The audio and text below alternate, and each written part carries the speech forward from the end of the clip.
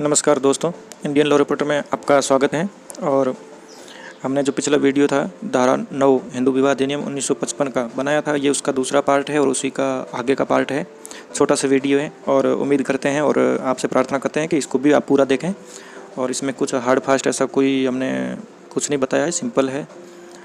यहाँ पर आपको क्या करना है, एक प्रार्थना पत्र है जो कि सिविल प्रोसीजर कोड की ऑर्डर 6 रूल 17 इसके हिसाब से आपको बनाना है, जिसका अभिवचनों का संशोधन होता है, अमेंडमेंट्स इन प्लीडिंग्स। यानी आपने कोई वाद प्रस्तुत किया है जो सिविल नेचर का है, तो उसके प्रार्थना पत्र में आप कोई भी संशोधन करना चाहते हैं। हो सकता है वो गलती से टाइप हो गया हो सकता है आपने गलती से कुछ लिख दिया हो, तो इसके संबंध में एक प्रार्थना पत्र वो कोर्ट में प्रस्तुत किया जाता है।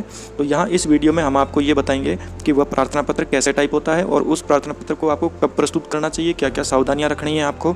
छोटा सा वीडियो हम आपको जल्दी बताएंगे, इसलिए आप इस वीडियो को स्किप ना करें, पूरा एक बार अच्छे से समझ लें। यदि आप खुद कोर्ट में अपना पक्ष रखना चाहते हैं, यदि आप एडवोकेट के माध्यम से भी जा रहे हैं, तो इस प्रार्थना पत्र को थोड़ा समझने में थोड़ा जोर देना। बहुत आसान सा प्रार्थना पत्र है। इसको आप डाइवोर्स के केस में, धारा 9 हिंदू मैरिज एक्ट के केस में भी, और चाइल्ड कस्टडी के केस में, और सभी प्रकार के केस में जो सिविल नेचर के हैं, प्रॉपर्टी हो गया, रिकवरी हो गया, जो भी है, उन सब में आप ये प्रस्तुत कर सकते हैं। बस आपको कुछ पैरा है वो आपको चेंज करने हैं। तो हम जो आपको ये बता रहे हैं, ये हमने धारा 9 के हिसाब से, जो हमने जैसा आपको पहले बताया था उसके हिसाब से हमने इसको बनाया है, आपको वही हम बता रहे हैं। दोस्तों, इस प्रार्थना पत्र में आपको सबसे पहले आप जिस कोर्ट में अपना धारा 9 का जो प्रार्थना पत्र आपने प्रस्तुत कर रखा है उस कोर्ट का नाम लिखना है, और आपके धारा 9 का जो प्रार्थना पत्र है उसका प्रार्थना पत्र संख्या लिखना, यानी आपका केस नंबर, और आप जिस डेट को ये प्रार्थना पत्र प्रस्तुत कर रहे हैं वो आप लिखेंगे। और यहाँ पे प्रार्थी अपना नाम, यहाँ प्रार्थी लिखेंगे, और यहाँ नीचे आप अपना पता लिखेंगे। और जो भी यदि पति ने पत्नी के ऊपर किया है ये बात, तो यहाँ पे श्रीमती उसका नाम लिखेंगे, प्रार्थिया हो गया, और यहाँ उसका पता लिखेंगे। ये विरुद्ध आपका बीच में ही रहेगा। और सब्जेक्ट में आप ये देख रहे हैं, इसमें सीधा सा सिंपल है। प्रार्थना पत्र अंतर्गत आदेश 6 नियम 17 सपठित धारा 151 CPC 1908 अभिवचनों, हमने यहाँ पे लिखा है वाद का शीर्षक, क्योंकि हम सेक्शन 9 में यानी धारा 9 में धारा 9 के केस को तलाक के केस में कन्वर्ट करने के लिए ये प्रार्थना पत्र दे रहे हैं, इसलिए हमने वाद का शीर्षक ही संशोधन करने के संबंध में लिखा है। मान लीजिए आपको यदि पिटीशन में नीचे भी कुछ यदि अमेंडमेंट करना है तो आपको उस हिसाब से पैरा जोड़ने होंगे, हम आपको आगे बताएंगे। दोस्तों, यहाँ पे महोदय जी, प्रार्थी द्वारा उपरोक्त विषयांतर्गत निम्नलिखित प्रार्थना है कि यह है कि प्रार्थी द्वारा अप्रार्थिया के विरुद्ध एक याचिका अंतर्गत धारा 9 हिंदू विवाह अधिनियम 1955 दिनांक आपने कौन सी डेट को पेश की है वो लिखनी है, को श्रीमान न्यायालय में प्रस्तुत की गई थी, जिसके संबंध में आज दिनांक जिस दिनांक को आप ये प्रस्तुत कर रहे हैं नियत सुनवाई होनी है। यहाँ पे जो पैरा नंबर 2 है इसको आप थोड़ा ध्यान से देखना। यह है कि प्रार्थी द्वारा उक्त प्रस्तुत वाद में टाइपिंग के दौरान भूलवश गलती से शीर्षक टाइटल अंतर्गत धारा 9 हिंदू विवाह अधिनियम 1955 होकर श्रीमान न्यायालय में प्रस्तुत हो गया, जिसके स्थान पर प्रार्थी उक्त शीर्षक टाइटल अंतर्गत धारा 13 हिंदू विवाह अधिनियम 1955 संशोधन करते हुए श्रीमान न्यायालय से उक्त के संबंध में अनुमति चाहता है या अनुमति प्रार्थनीय है। दोस्तों, यहाँ पे यदि आप धारा 9 के केस को, मान लीजिए यहाँ पे आपने धारा 9 का केस किया है और पत्नी सेक्शन 24 का केस लेके आ जाती है कि मुझे गुजारा भत्ता दिया जाए धारा 9 में। आपको क्या करना है वो मैं आपको बताता हूँ। आपको जो ये पैरा 2 है ना, इसकी जगह पे क्या लिखना है, आप लिखेंगे, जो मैं बोल रहा हूँ आप इसको नोट कर लीजिए। यह है कि प्रार्थी के प्रार्थना पत्र अंतर्गत धारा 9 जो कि प्रार्थी द्वारा सद्भावना से श्रीमान न्यायालय में पेश किया गया था के प्रति उत्तर में प्रतिवादिया या अप्रार्थिया द्वारा विभिन्न प्रकार के झूठे आरोप लगाए गए हैं और यह क्रूरता की श्रेणी में आता है, जबकि क्रूरता प्रतिवादिया द्वारा प्रार्थी के साथ जानबूझकर की गई है। ये पैरा आपको यहाँ पर जोड़ना है 2 की जगह पे, और इस फिर 2 नंबर के पैरा को आप 3 नंबर का पैरा करेंगे। ठीक है, आपको समझ में आ गया होगा। यानी जो मैंने आपको बताया है वो आप 2 नंबर में लिखेंगे, और जो ये 2 नंबर का पैरा है इसको आप 3 नंबर में लिखेंगे। अब आपको समझ में आ गया होगा। आप इसको पिक्चर को क्लियर देख लीजिए थोड़ा सा, ताकि आपको लिखने में कोई परेशानी ना हो। अब आपको क्या करना है, आपका जो ये पॉइंट है ये आपका चौथा हो जाएगा। यह है कि उक्त प्रस्तुतवाद अभी तक आरंभिक सुनवाई के स्तर पर है और प्रस्तावित संशोधन स्वीकार किया जाना न्याय हित में है। दोस्तों, इस बिंदु को हम इसलिए यहाँ पे लिख रहे हैं क्योंकि जैसे ही आपका सेक्शन 24 पे कोई आदेश हो जाता है तो वहाँ से ट्रायल शुरू हो जाता है और उसके बाद में संशोधन का प्रार्थना पत्र स्वीकार करना मुश्किल होता है और कई बार न्यायालय खारिज कर देते हैं। ऐसे प्रार्थना पत्र हमेशा आरंभिक सुनवाई के स्तर पर ही स्वीकार किए जाते हैं। आपका जो ये पॉइंट है चौथा नंबर, यदि जो मैंने बताया था उस पॉइंट को जोड़ते हैं तो ये आपका 5 नंबर का पॉइंट हो जाएगा।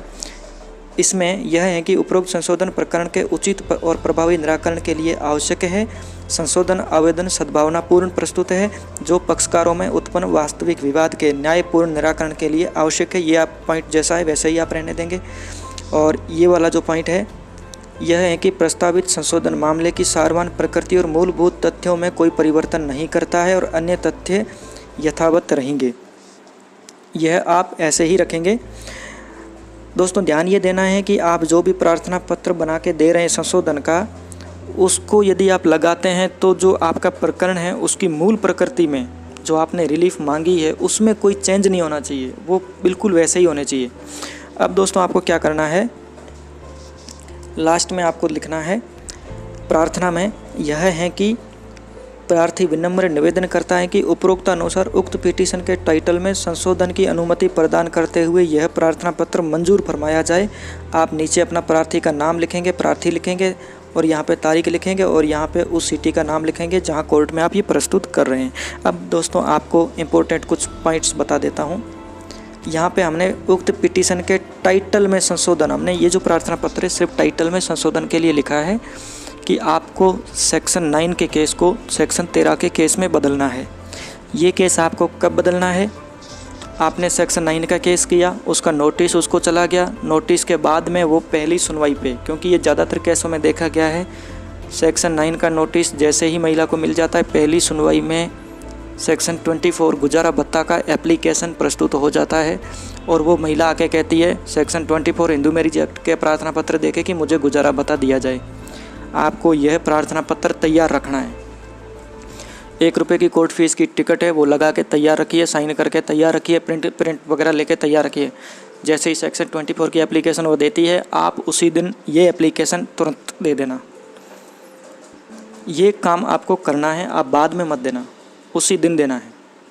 और आप यह मान के चलो कि वो प्रार्थना पत्र सेक्शन 24 का उसी दिन आएगा, जिस दिन नोटिस मिला उसको उसके अगली जो भी सुनवाई होगी उसी में वो लेके आएगी। यह प्रार्थना पत्र आपको याद करके उसी दिन देना है।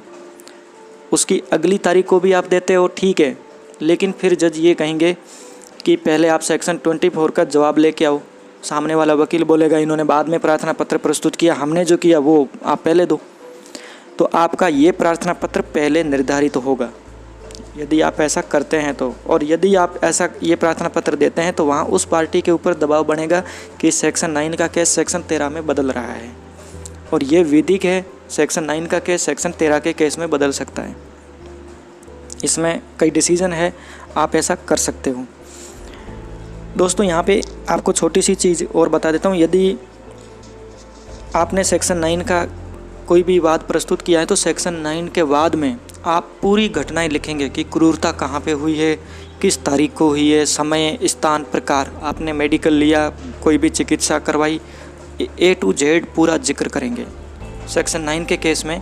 दोस्तों, यहाँ पर आपको एक पॉइंट और जोड़ना है 7 नंबर में कि आपने जहाँ पे लास्ट में सेक्शन 9 के प्रार्थना पत्र में लिखा है कि पत्नी को लाने का प्रयास किया जा रहा है तो आदेश प्रदान किया जाए, उसकी जगह पे आपको ये लिखना है कि श्रीमान न्यायालय जल्द से जल्द प्रार्थी के पक्ष में विवाह विच्छेद की डिग्री प्रदान करने का श्रम करें।